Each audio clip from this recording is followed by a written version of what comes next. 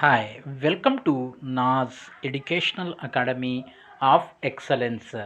Andhra Pradesh 10th class public exams important questions ఈ series of వీడియోస్లో మనం ఇప్పుడు ఫిజికల్ సైన్స్ పిఎస్ గురించి డిస్కస్ చేద్దాం.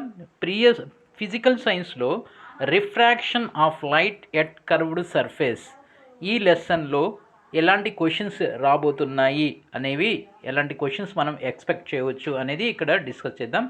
అయితే ఇప్పటి వరకు మనం డిఫరెంట్ సబ్జెక్ట్స్ లాంగ్వేజెస్ కానీ గ్రూప్స్ కానీ ఇంక్లూడింగ్ సోషల్ కూడా అన్ని సబ్జెక్ట్స్ యొక్క ఇంపార్టెంట్ క్వశ్చన్స్తో పాటుగా మోడల్ పేపర్స్ కూడా చేసి వీడియోస్ అప్లోడ్ చేయడం జరిగింది. సో ఎవరైతే చూడలేదో అవి ఒకసారి చూడండి. ప్లేలిస్ట్లోకి వెళ్ళండి. ప్లేలిస్ట్లోకి వెళ్తే మీకు రెండు టైటిల్స్తో ఉంటుంది. ఒకటి మోడల్ క్వశ్చన్స్ అనేవి, రెండోది ఇంపార్టెంట్ క్వశ్చన్స్ అనేవి. ఖచ్చితంగా ఎగ్జామినేషన్ పాయింట్ ఆఫ్ వ్యూలో ఇవి ఖచ్చితంగా యూజ్ అవుతాయి. బికాస్ మనకిప్పుడు టైం అనేది చాలా తక్కువగా ఉంది. కేవలం ఒక 15 days మాత్రమే ఉంది. ఈ 15 daysలో మనం ఎగ్జామినేషన్ ఓరియంటెడ్లో ప్రిపేర్ అవ్వవలసి ఉంటుంది. ఎగ్జామినేషన్ ఓరియంటెడ్లో ప్రిపేర్ అవ్వాలి అంటే సో అసలు ఎగ్జామ్ పేపర్ ఎలా ఉండబోతుంది, ఎలాంటి క్వశ్చన్స్ వచ్చే అవకాశం ఉంది, ఎలాంటి క్వశ్చన్స్ రిలేటెడ్ క్వశ్చన్స్ ఎలాంటి టాపిక్స్ అరౌండ్ క్వశ్చన్ అనేది వస్తుంది అనేది మనకు ఒక ఐడియా ఉండాలి. ఈ మోడల్ పేపర్స్ ప్లస్ ఈ ఇంపార్టెంట్ క్వశ్చన్స్ ఈ సిరీస్ ఆఫ్ వీడియోస్ మీకు అన్ని రిక్వైర్మెంట్స్ని ఫుల్ఫిల్ చేస్తాయి.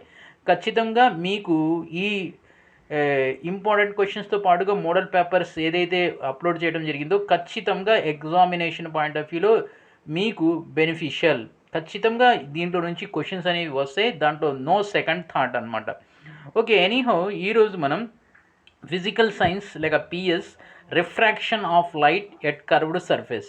మనకు తెలుసు ఫిజికల్ సైన్స్ అనేది కెమిస్ట్రీ ఫిజిక్స్ రెండు కలిపి ఉంటే ఇది 50 మార్క్ క్వశ్చన్ పేపర్. కాబట్టి 2 hours 45 minutes టైం ఇవ్వడం జరుగుతుంది. 15 minutes అనేది క్వశ్చన్ పేపర్ చదవడానికి, 2.5 hours అనేది ఆన్సర్స్ రాయటానికి. ఓకే, ఈ refraction of light at curved surface దీంట్లో నుంచి క్వశ్చన్స్ ఎలాంటి క్వశ్చన్స్ అడిగే అవకాశం ఉంది చూద్దాం. సో చూడండి, ప్రతి క్వశ్చన్కి ఉండే మార్కులు పక్కన పెట్టండి. ఎందుకంటే ఈ క్వశ్చన్ అనేది హాఫ్ మార్క్ రావచ్చు. ఇప్పుడు ఇక్కడ హాఫ్ మార్క్ ఇవ్వచ్చు, రేపు అదే క్వశ్చన్ 2 marksకి రావచ్చు. సో మార్క్స్ అనేది బేస్ చేసుకోకుండా క్వశ్చన్స్ ఏంటో మనం అర్థం చేసుకోవాల్సి ఉంటుంది. Question number 1, right the relation between the radius of curvature and focal length of the lens. Relation between radius of curvature and focal length of the lens. ఇది question 1. Next చూసినట్లయితే question 2, which lens can form both real and virtual images? Which lens can form both real and virtual images? ఇది question 2. So ఇది జనరల్గా ఇది 2 marksకు ఇస్తూ ఉంటారు. Next వచ్చేసి third question, draw the diagram of plane curve concave. Draw the diagram of plane concave lens diagram draw చేయమంటున్నారు. ఇది కూడా మనకి 2 mark క్వశ్చన్గా అడుగుతారు. నెక్స్ట్ వచ్చేసి fourth question, right the undeviated condition for light ray when ray passing through the lens. Write the undeviated condition for light ray when ray passes through the lens.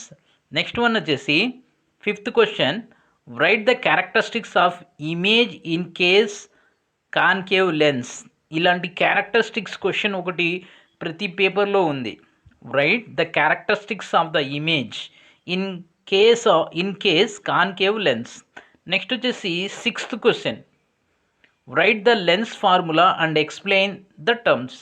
ఈ question అస్సలు miss కావద్దు, బాగా దీన్ని practice చేయండి. Write the lens formula and explain the terms. Write the lens formula and explain the terms. ఇది sixth question.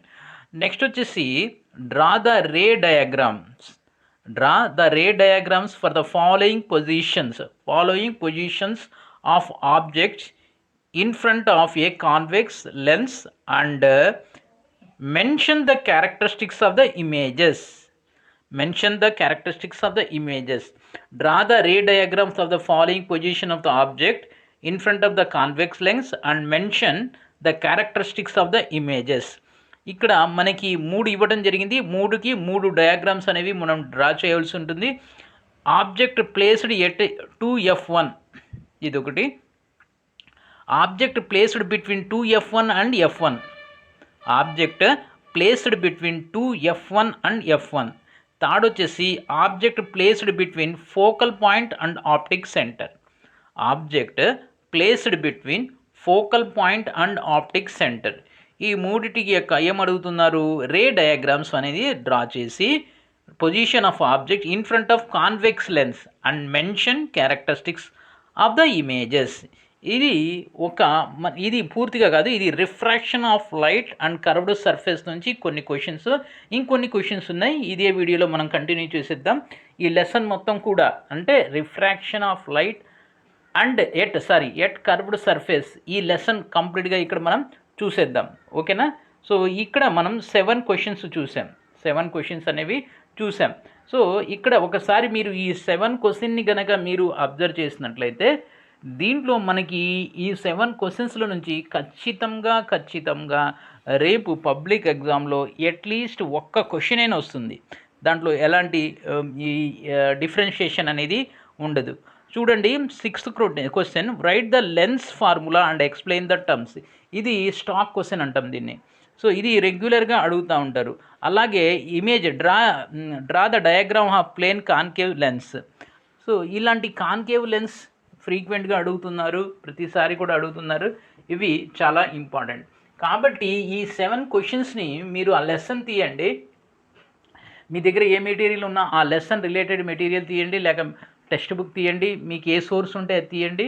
So ఈ 7 questions కూడా చదివేయండి. చదవడానికి మహా అయితే మీకు ఒక 40 minutes లేకపోతే ఒక ½ an hour పడుతుంది. ఎందుకంటే ఆల్రెడీ మీరు చదివి ఉంటారు కాబట్టి. సో నా ఎక్స్పెక్టేషన్ ప్రకారం ఈ పేపర్ నుంచి ఒక క్వశ్చన్ అనేది రాబోతుంది. సో ఇక్కడ మనం మార్కులు అనేవి చెప్పలేం. ఆ క్వశ్చన్ అనేది 1 mark వస్తుందా, 2 mark వస్తుందా, లేక 4 mark వస్తుందా అనేది చెప్పలేం. ఓకే, సో దీని తర్వాత మనం నెక్స్ట్ ఇంకో పేపర్ ఉంది దీనికి రిలేటెడ్గా.